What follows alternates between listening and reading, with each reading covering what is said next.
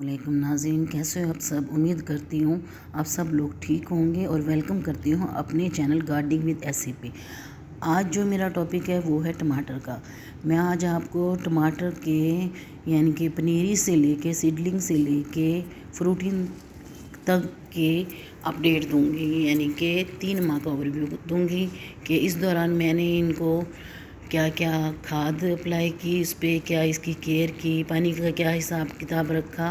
ये देखें आप, ये मेरी पनीरी है। तकरीबन 20 से 25 दिन की ये पनीरी मैंने एक पोट में तैयार कर ली थी। इसमें से चंद एक जो प्लांट थे टमाटर की वो मैंने तकरीबन 8 दिन पहले 2-3 ये शिफ्ट कर दिए थे। एक को ग्रो बैग में किया था और ये एक मेरी कलर की बाल्टी है और एक इसमें लगा दिया था मैंने। और ये तकरीबन 10 से 12 दिन का रिज़ल्ट है माशाल्लाह। ये रीशिफ्टिंग के बाद इन्होंने ग्रोथ स्टार्ट कर ली है माशाल्लाह से, आप देख सकते हैं। और ये जो नीचे की जो शाखें थी वो मैंने हटा दी थी। उसकी वजह ये है, हमें कोई भी पत्ते नहीं हटाने चाहिए, लेकिन जो अगर मिट्टी को टच कर रहे हैं तो वो हमें हटा देने चाहिए, क्योंकि उसकी जैसे फंगस लगने का अंदेशा होता है। तो इसलिए, क्योंकि जो ये पत्ते होते हैं एक्चुअली में ये सोलर प्लेट का काम कर रहे होते हैं अपने प्लांट्स के लिए, क्योंकि पौधे रोशनी पत्तों से हासिल करते हैं सूरज, और जो खाद और ताकत है वो ज़मीन से, जिसकी वजह से फोटोसिंथेसिस का अमल जारी होता है, जिसकी वजह से हमारे प्लांट ग्रोथ करते हैं। तो चूँकि टमाटर है, जैसे तमाम प्लांट्स को केयर की ज़रूरत होती है, तो टमाटर जो है ये थोड़ा ज़्यादा इसको एक्स्ट्रा केयर की ज़रूरत होती है आम पौधों की निस्बत। इसको ज़्यादा रिच फर्टिलाइज़ करना होता है, ज़्यादा खाना देना होता है, खुराक देनी होती है, चाहे आप ऑर्गेनिक दें चाहे आप केमिकल वाली खाद दें। तो आप ये देखें माशाल्लाह से मेरे पौधों की ये 2 रीशिफ्ट यानी कि रिपोर्ट करने के 2 हफ्ते के बाद पनीरी का अपडेट है। यहाँ से मैंने चंद पौधे निकाल दिए थे और जहाँ जहाँ मुझे जगह मिली मैं वहाँ वहाँ इनको रीशिफ्ट करती गई टाइम टू टाइम, यानी कि। और अभी ये माशाल्लाह इतनी अच्छी वैरायटी है कि आप देखें 20 से 25 दिन की उस पर ही इस पर फूल लगना यानी कि कलियां बनने स्टार्ट हो गई। अगर आप देख सकते हैं तो मैं आपको दिखाती हूँ, अभी बहुत बारीक है, यानी कि अभी 25 दिन के बाद ही इन पे ये देखें, आपको शायद कहीं कहीं दिख भी रही हूँ, और बहुत छोटी हैं तो इसलिए कि कैमरे में शायद कैप्चर ना भी हो रही हूँ। तो ये जहाँ पे मैंने मेथी उगाई थी और मेथी को मेरी को बीमारी लग गई थी, वो मैंने उखाड़ दी थी। तो 2 प्लांट यहाँ मैंने ये लगा दिए हैं टमाटर के। इनका भी मैं आपको टाइम टू टाइम अपडेट देती रहूँगी। पानी, जहाँ तक पानी की बात है, तो चाहे डोरमेंसी पीरियड हो चाहे ये कोई भी पीरियड हो, इनकी मिट्टी को नम रहना ही रहना होता है। इनको हम ये स्ट्रेस नहीं दे सकते। जैसे ही हम इनका पानी बंद करेंगे, ये जैसे ही थोड़ी सी भी मिट्टी खुश्क हुई, क्योंकि ये टमाटर के पौधे भी फील करते हैं, तो जैसे ही हम इनका पानी बंद करेंगे तो ये स्ट्रेस में आ जाएंगे। तो बजाय ये अपनी ग्रोथ बढ़ाने के तो ये स्ट्रेस में चला जाएगा। और अगर तो आपके पास पौधा है तो ये इसकी स्टैम्प मजबूत है, क्योंकि ये छोटे छोटे इस पे लगे थे तो मैंने तमाम के जो फ्रूट था हटा दिया था, क्योंकि मुझे अभी इस पौधे की ग्रोथ चाहिए, अभी इसकी हाइट चाहिए, इसका स्टेम मोटा करना है। जहाँ तक इसकी खाद की बात है तो इसको मैंने टोटली कैल्शियम वाली ज़्यादा दी हैं, जिन चीज़ में कैल्शियम ज़्यादा था, क्योंकि इसके तनों को मजबूत होने के लिए, ताकि वो टमाटर का वज़न बर्दाश्त करे। एक एक टमाटर पे माशाल्लाह से 2-2, 3-3 किलो टमाटर लग रहा होता। तो अगर स्टेम मोटी होगी तो इसलिए जब जैसे ही फ्रूट इस पर ये फूल लगना स्टार्ट हो, एक ही पौधा मैंने गाजर के ग्रो बैग में शिफ्ट कर दिया था कि जब तक इस पर फ्रूटिंग आएगी, यानी कि जब इसकी ज़रूरत के हिसाब से जब इसकी ग्रोथ हो जाएगी तब तक गाजरों का सीज़न ख़त्म हो जाएगा, और फिर मैं गाजरें यहाँ से हटा दूँगी। और रीशिफ्ट के बाद ये जो लगे हुए हैं, ये देखिए ये फ्रूट है, इसको आपने पिंच कर देना है। पिंच करने से एक तो ये होगा कि अब तमाम जो ये है अपनी ताकत है वो पौधा स्टेबल होने में लगा देगा। एक पौधा मैंने इसमें लगाया था, ये उस टाइम तो ये तकरीबन 1 महीने तक तो ये सेट रहा था। तो जैसे ही शदीद ठंड हुई तो ये डेड हो गया था। फ़िलहाल ये मैंने लगाया था और माशाल्लाह ग्रोथ भी सही कर रहा था, सब चीज़ सही जा रही थी। फिर एकदम से अचानक ये मेरा पौधा मर गया था, तो मैंने इसको यहाँ से रिमूव कर दिया था। बाकी जो ये मैंने कलर उसमें बाल्टी में लगाया हुआ है, ये आप ये देखें, तकरीबन 1.5 माह का रिज़ल्ट है।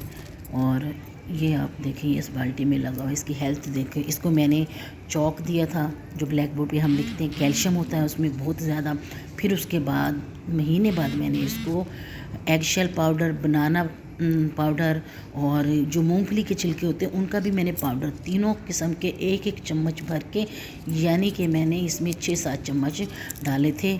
और उसके बाद सिर्फ मैंने इसको पानी दिया, मिट्टी नम रखी। ये थोड़ा मौसम का असर है, बीमारी कोई भी नहीं है माशाल्लाह से इस पर। जैसे डोरमेंसी पीरियड में जाते हैं तो कुछ असर, कुछ ना कुछ तो असर हो ही जाता है पौधे पे। एक मैंने इसमें शिफ्ट किया था माशाल्लाह से। आप ये देखें, इसकी गोडी करनी होती है टाइम टू टाइम, हफ्ते में एक दफ़ा ज़रूर करें। और सैंडी सॉइल रखें और पानी का ध्यान रखें तो इंशाअल्लाह ये बहुत अच्छे ग्रोथ करते हैं। और इसकी गोडी, और ताकि ऑक्सीजन हमारी रूट्स में जाए, रूट अच्छे से डेवलप हों। मिट्टी को नम रखना है, सूरज की रोशनी प्रॉपर इसको मिलनी चाहिए 6 से 8 घंटे की। कोशिश करें ऐसी जगह पे रखें जहाँ 6 से 8 या 10 घंटे की, जितनी ज़्यादा धूप होगी उतनी ज़्यादा इनकी ग्रोथ अच्छी होगी।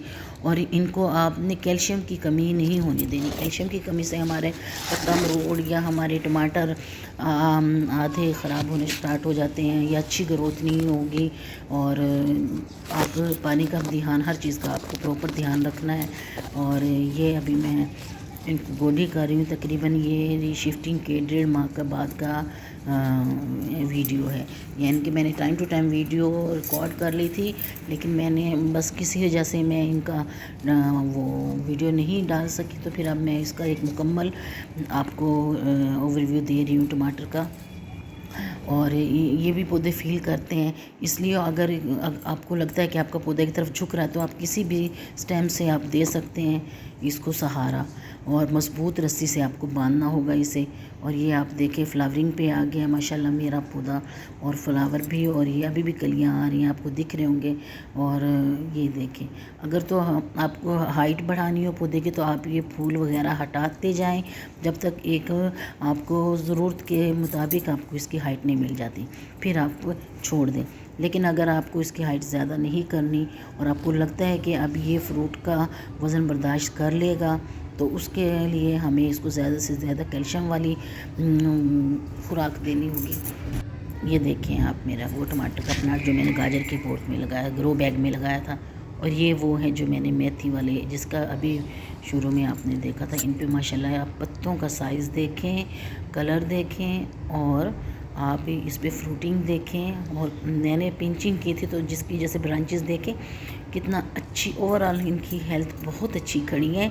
और मज़े की बात यह कि सर्दियों में भी, जब फुल डोरमेंसी पीरियड में भी इनकी ग्रोथ होती रही है, एक लम्हे के लिए भी स्टॉप नहीं हुई थी। और हाँ, थोड़ा सुस्त हो गई थी। अब ये देखें माशाल्लाह से मेरा ये जो मैंने कलर वाली बाल्टी में लगाया था उस पर तो अब फ्रूटिंग भी स्टार्ट हो गई है और फ्लावरिंग। अच्छा, जैसे फ्लावरिंग पे आए तो पोलिनेशन बहुत ज़रूरी होती है। अगर तो आपके रूफ टॉप है या कहीं भी गार्डन है या क्यारी है, कहीं भी लगे हैं, तो अगर वहाँ पे तितलियाँ, बीज वगैरह आती है तो खुद ही पोलिनेशन का काम कर देंगी। लेकिन इसके अलावा भी आप जैसे फ्लावरिंग हो तो उनको हाथ से हिलाते रहें थोड़ा थोड़ा ना, तो इस तरह ही फिर इस तरह भी वो हो जाती हैं। और ये किसी स्टेम से सहारा दे दें या किसी रस्सी से बांध दें, मिट्टी को नम रखें। और हर हफ्ते में आप इसको कैल्शियम वाली वो खाद डालते रहें तो इंशाल्लाह इनकी बहुत ग्रोथ अच्छी होगी। और जब ये मेरे फ्रूटिंग, जब मैं हार्वेस्ट करूँगी और ये जब मेरा फ्रूट मज़ीद बड़ा होगा तो वो भी मैं अपडेट आपको दूँगी इंशाल्लाह। तमाम प्लांट्स आप देख सकते हैं बिल्कुल फ्रेश कंडीशन में खड़े हैं। और अभी तक तो इनकी बहुत अच्छी हालत अच्छी है, कंडीशन अच्छी है, किसी किस्म की बीमारी का कोई हमला नहीं है। मेरा जो पालक था उसमें मैंने 2 लगा दिए थे कि जब तक पालक का एंड होगा तो इनका टाइम फ्रूटिंग का स्टार्ट हो जाएगा। तो ये माशाल्लाह से तमाम फ़िलहाल मेरे तमाम जो ये प्लांट्स हैं बहुत अच्छी कंडीशन में खड़े हैं।